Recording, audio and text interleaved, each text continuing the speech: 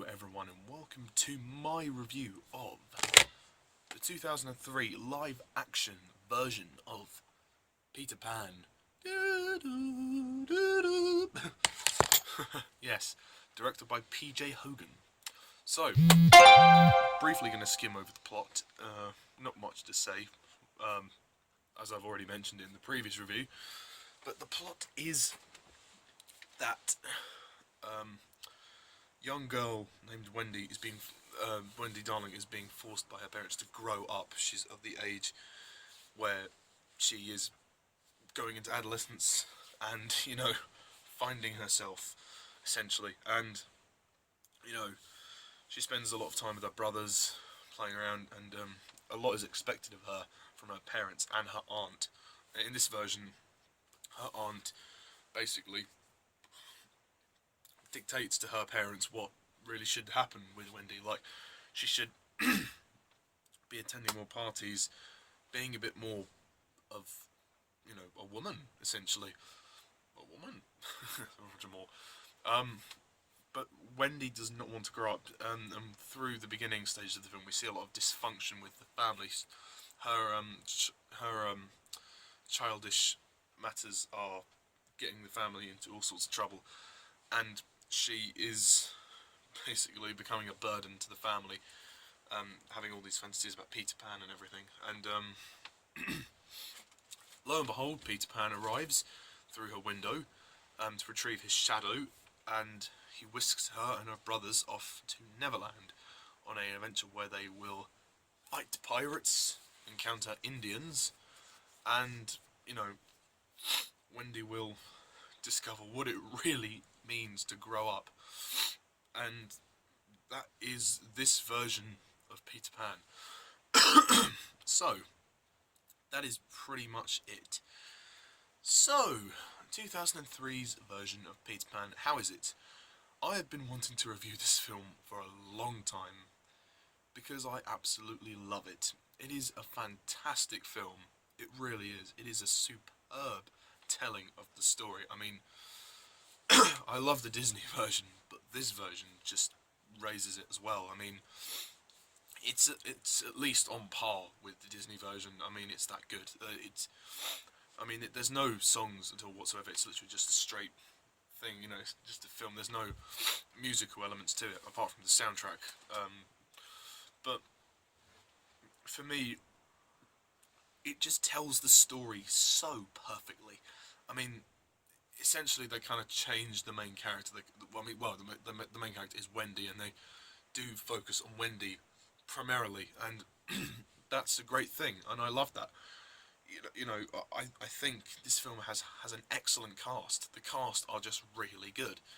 First of all, I want to get into Rachael Hurd-Wood. This is actually her debut performance. This is her first ever film performance, and she plays Wendy Darling, and she is absolutely phenomenal. She really conveys every sense of emotion that you can think of. You genuinely feel the struggle for her character. They really develop Wendy in this film. They really give her that emotional struggle to deal with, and I love that. That makes for great drama, great storytelling, because throughout the movie you see her change. She's kind of growing up without even realising it. She's growing up, which is the one thing. At the beginning, you could essentially say she's a little girl, and through the middle she's kind of a maturing teenager, and by the end of the film she's almost she's a mature young woman. She's grown up. Essentially by the end of the film she has grown up, and she's changed, and she realises she has to choose between a life where she could have with the life that she can never have with Peter, or the life that she has with her family. And Rachael Hurd-Wood is just phenomenal, and she is so captivating. She conveys every sense of emotion, and her chemistry with Jeremy Sumpter is fantastic, and the scenes she has with Jason Isaacs are fantastic too. She really is the main character, and they do sell that. And I do actually quite like the way the film shows more of kind of the family life, because in the original story all we really get is that bedroom scene where the parents are going out for the party, and the kids are left left in the house. I like how they develop a bit more of the kind of a family orientation. Like we actually get to see a bit more of the family dynamic, which is a great move from this film. Like the first 15 minutes, we focus on the Darling family, which is fantastic. And we see Wendy at school. You know, she's been dreaming and fantasizing about Peter Pan, and you know, her teacher sends a letter of outrage to Mr. Darling, and you know, that causes that prompts for great drama, and you know, it makes the drama feel a lot more intense, because that moment when she's trying to stop the letter from getting to her father, she's like, I can explain, and the boys there like, take the letter, and then Nana comes in, you know, and Mr. Darling is stressed, and I loved the way they portrayed Mr. Darling in this film, played by Jason Isaacs. He does a phenomenal job. I mean, you know, Mr. Darling is an interesting character. He's not really touched upon very much in the original story. You only see him very briefly, but in this film, he's trying to provide for his family. He's a banker. He's trying to provide for his family, and if he doesn't do his job well enough, then the family could all end up in the streets. You know, he's making a lot of sacrifices, and you know, he's struggling. He's really stressed. I mean, he's at a midlife crisis, and the way that they display that is brilliant, because Jason Isaacs, he gives him like this kind of stuttery kind of type, like he's a nervous wreck, and you know, he's trying to keep his family under control, and he can't do that because he's got his daughter kind of pecking, you know, at the family, not, you know, growing up. She's not being mature enough. She's just being irresponsible, and it's dragging the family down. And in that sense, he kind of feels she's a burden, and he doesn't like. They don't have the best relationship, which is great. It makes for great dynamics, and I'll talk about the ending a bit more later. Mrs. Darling, we have played by Olivia Williams. She is lovely.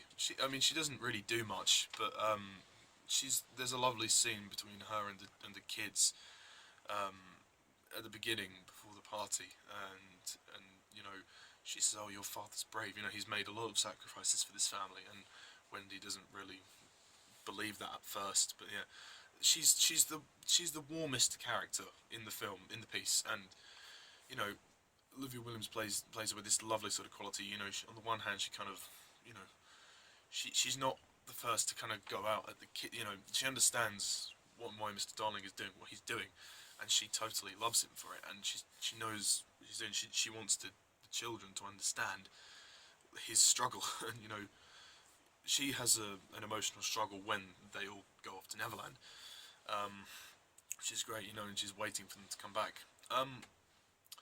Let's talk about some of the more principal players as well as Wendy. We have Jeremy Sumpter, who plays Peter Pan, the main character. He's an American actor. In this film, he's about like 13, 14. I like him. I think he's good. I don't think he's anything amazing, but I do think he was good. He displayed some of those great qualities which the character originally has, which is that sort of that shred of arrogance, and that really comes across on screen. And you know, that cockiness, that arrogance really comes through. And he's good in the dramatic scenes. I mean, there's a great scene between Peter and Wendy when she's trying to get him to declare his feelings, and you know, she's trying to say, "Oh, how do you feel about me?" essentially. Which is great, and you know, he does really well. And also in the finale of the film, on the battle of the pirate ship, that's very dramatic, and he does a great job with those moments. Because you know, it's interesting how his journey kind of unfolds, because he kind of starts to have feelings for Wendy, but he doesn't know how he feels, because in his mind he's a boy. In his mindset, he has the mindset of a child. He doesn't know how to express himself, and he doesn't understand what she's trying to say. She's trying to say, look, I think you have felt something. I think there is something here, you know, between you and me. But he doesn't see it because in his mindset, he's always going to be a boy, and that overwhelming sense of like worry. He's like, oh, what's she trying to do? She's trying to ruin. She's trying to ruin all the fun. You know, he sees it as a threat. He sees it as a threat, but actually, he doesn't realise that. You know, he feels very strongly for her, and much the same and vice versa. And you know, they did a great job. And there were two like big surprise scenes, as I like to call them. One of which was a fairy dance, which sounds a bit weird, but it's literally a fairy dance. During the scene where all of the characters, the Lost Boys, Michael and John, are with the Indians, Peter and Wendy have this little dance, which isn't in the original story, but I thought it was a lovely addition because it was a lovely moment to kind of break away from the story and just it was such this innocent, sweet moment, and you know, and it was to also develop kind of the romantic tension between them. I mean, a lot of people have complained about this in the sense that it's a film that has a lot of sexual tension, but in my view, that's an enhancement to the story because the film is literally about growing up, and it doesn't hide away from that. So the fact that that scene was included in there, and all the sexual tension between Peter and Wendy is there, is purely a driving force for the story to enhance the message of the story that hey, growing up, it's natural. This is what happens. You can't escape it. And through this love Peter and Wendy have, and sometimes it's like what you try to escape from isn't necessarily the thing that's going to define you, and you almost feel like you have to go and you have to grow up and you have to live a life. And I could ramble on about that, but you understand what I mean. And it's that overwhelming, it's that overwhelming sense of storytelling, which is what makes the movie work. The way it tells the story dramatically through themes and morals, which is what I love. Going on to and that fairy dance scene is beautiful, absolutely beautiful. It's such a lovely scene, well directed too. Going on to Jason Isaacs. I've already briefly touched upon him as Mr. Darling. He also plays Captain Hook in this film as well, and he's magnificent. He really is. I mean, he's so sinister. He's so dark. He's very creepy, and I love that about him. I think that really comes across. I used to be scared of him when I watched this film when I was younger. He did scare me, which is great, And I love the fact that in this film, the way he conveys Hook, as like this manipulative bastard. He uses Tinkerbell, he uses Wendy as well to try and get to Peter, which is really horrible. And the only thing I didn't really think was that impressive was his dynamic with Smee. I felt that him and Smee had a good dynamic, but it could have been more impressive. It could have been more out there, but for what it's worth, his acting is fantastic. I mean, there's also a line he has in the film when during the Black Castle scene, when Peter and Wendy go to rescue Tiger Lily, he has he's like, "Come on then, fly to the rescue, or I'll shoot you right through your noble intentions." I thought, oh god, that's a dick joke. Why do you have to do that? I'll shoot you right through your noble intentions. that is a dick joke. I'm sorry, but that's the way I see it. No, it's just to see how Hook pushes Peter to the very edge, and in the final act of the film when they're having the fight on the pirate ship, and then he's lowering him down, and then it gets all dramatic, and he goes, "Aah!" And when he throws him on the floor and he's about to kill him with his hook, and he's very scary. You see the eyes turn red as well, which is quite scary. Jason Isaacs did a superb job at portraying Captain Hook, and also just the scene with him and Wendy was quite interesting. How you see Captain Hook as this really kind of sadistic, creepy man. It's interesting that moment also when she's hiding behind the rock in the Black Castle scene, and he's looking for Peter, and then she sees something of her father in him, which is actually apparent because he plays both the parts, Jason Isaacs. That's always been a tradition for Peter Pan, for Mr. Hook and Mr. Darling to be played by the same character. That is because that is because of the story, how Wendy sees a lot of her father in Captain Hook as this kind of villain, like who she kind of loathes. She doesn't really get on with her father very well. Also, I forgot to mention John and Michael. I can't remember their names. I believe John is played by Harry Newell, and Michael is played by Freddie Popplewell. I think, anyway. I mean, it's going to be in the description, so you'll see. They're pretty good. They offer some nice comedy into the film, particularly during the Black Castle scene when Michael whacks the pirate with whacks the pirate's bollocks with the teddy. That was funny. And John, when Tiger Lily kisses John as well. That was funny. Sorry about that. Yeah, so when Tiger Lily kisses John, that was quite funny. Also, speaking of comedy, Smee, played by Richard Briers, he's, unfortunately the actor's died now, but yeah, he's good. He's not the best Smee I think we've had. He's not the best Smee, but he's a good one. He is good, and he does offer a little bit of comedy. I think I prefer Bob Hoskins from Hook and the Mr. Smee from the 1953 film. I think his name's Bill Thompson, who voices Smee. Yeah. Yeah, I didn't think Smee was used very much. And his dynamic with Hook, they didn't really play out him and Hook's dynamic very much. I mean, it's not a major issue, but it would have been nice to see a bit more of them interact. I mean, they have that one scene when Peter arrives back in Neverland. Yeah, I think the action sequences, well, there's only two of them, but the two action sequences they have are very impressive. They have the scene at the Black Castle, which is very well done. Great sword fight with really epic music. It's actually the darkest segment in the film. Also, the mermaids are really dark. A bit too dark for a PG, in my opinion, but they were still good.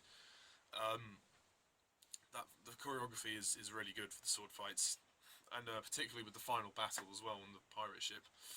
That was really great, and I like it when Peter and Hook I mean, I don't understand why Hook needed to fly, but I suppose it made sense in the sense of, him bringing him down with all the stuff he was saying about Wendy. Their fight is really cool. I mean, so yeah, the action is all really good.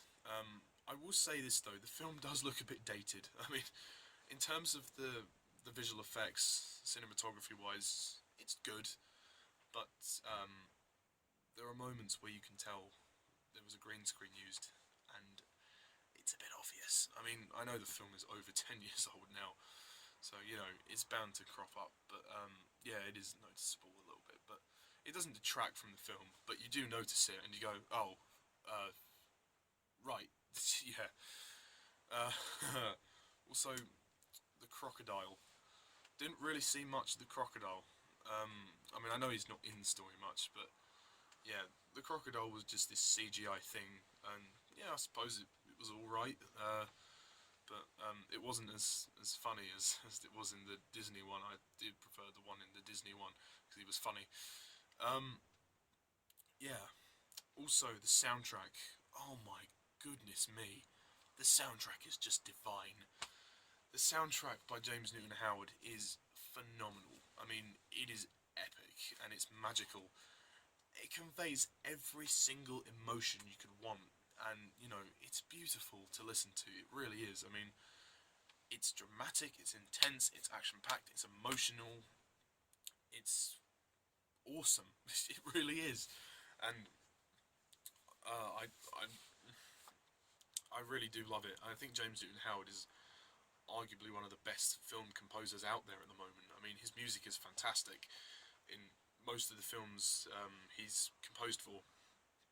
So yeah, and this score is no exception. The score I really do love, and it does help with the emotion in a lot of scenes, particularly with the dance scene that Peter and Wendy have, and then the argument they have, the scene with Mrs. Darling and the children. That music is really lovely. Also, anytime Tinkerbell appears is nice. Just the music overall in the finale, the music is just so good. It really is. Forgot to mention Tinkerbell. Tinkerbell's good. Played by Ludivine Sagnier, who's a French actress. Obviously, Tinkerbell's got a difficult character to play because she's heavily reliant on facial expressions. She did a great job at conveying those facial expressions. I mean, I think all of her stuff was shot on a green screen, which I suppose makes sense because otherwise, what would be the point? It would look really bad. Considering it was a live action film, I didn't really see the point of them including Aunt Millicent, played by Redgrave. I mean, the character was good, I suppose, but she was only really there so Slightly could have a mother at the end. That was it. And so somebody could watch the children while the parents were out. Apart from that, she's not necessary. They could have really just used, Lisa the maid, instead. But there we go. And I think the ending of this film, the final scene in the bedroom is... Oh, it's just beautiful. It's lovely. It's that emotional wrap-up that you want. It takes its time to kind of draw in on all of the emotions of the storyline and just wrap it all up. I mean, particularly with the moment when Mr. Darling comes in and then turns around and then sees his children, and then they just really draw out that moment with him kind of shaking John's hand, and then John hugs his father, and then his father, Mr. Darling tears up. He's missed his children. He loves his children. I mean, they might not know it, but their father does love them. And there's that one collective moment with him and Wendy where he looks at her and then she looks back at him, and they're both crying. And it's like that one moment. You don't even need dialogue. You just know what they're saying. You know that they're both apologising to one another. He's like, "I'm sorry, I was a dick. Give me a hug." and then she's like, "I'm sorry for being such a nuisance, but I finally realised that I have to grow up." So it's such a lovely moment, and I mean, and the Lost Boys too. The Lost Boys are great characters. They're not as I don't know how to describe the Lost Boys. I mean, some stand out more than others. I'll just say that. Particularly Slightly. The actor looks a bit like my cousin, funnily enough. But yeah, I like Slightly. Tootles is good. I mean, they don't really do much. They are just really there for the background. The same with the pirates. The main pirates are just there for the background. They only focus on Hook and Smee. A couple of the pirates get killed as the film goes on. But yeah, I mean, I love this film. It is a fantastically well-made film. The pacing is excellent. It is 1 hour 53 minutes, and it rides along. I also thought that maybe the Indians could have had a bit more to do. They didn't really give the Indians very much to do. They had literally 30 seconds of scene, and then that was it. Moved on from it. There was no Indian chief. It was just kind of an Indian woman. So they could have spent a bit more time on that. But apart from that, the pacing moves fantastically. The production design is superb. The sets are phenomenal, and you wouldn't have known it was filmed in Australia. Yeah, this film was made in Australia. It was, funny enough. The direction by PJ Hogan, I think, is fantastic. It really is. It hits in all the right places. It's a mature telling of the story. It's not a dark telling of the story, although there are dark moments. It has a great sense of fun about it. It is a great fun movie. The comedy is brilliant. It's probably one of the best family movies I've ever seen. The acting is superb. The music is fantastic. The pacing is great. The storytelling is superb. Just the way that it transitions is, you know, the way it moves is fantastic. The visual effects are great as well. Also, mainly for the fairies are fantastic. But yeah, also the moment where Tinkerbell dies is really dramatic and sad. And you know, the I do believe in fairies moment is great. And you know, when Smee says his bit, you know, I do believe in fairies. You know, that was funny.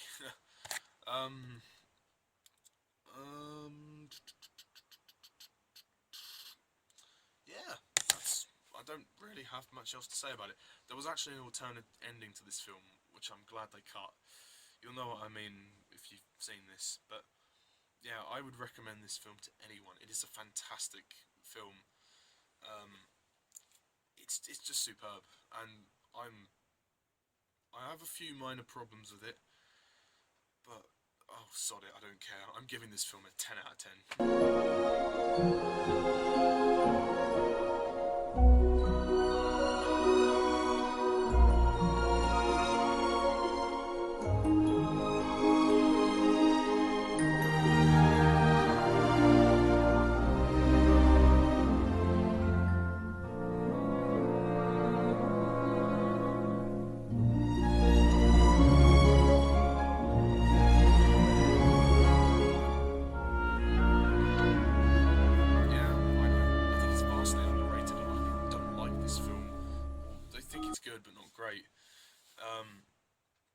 So, yeah, that's really all I've got to say about Peter Pan. So, yeah, what do you think? Do you agree? Do you disagree? Put your comments down below.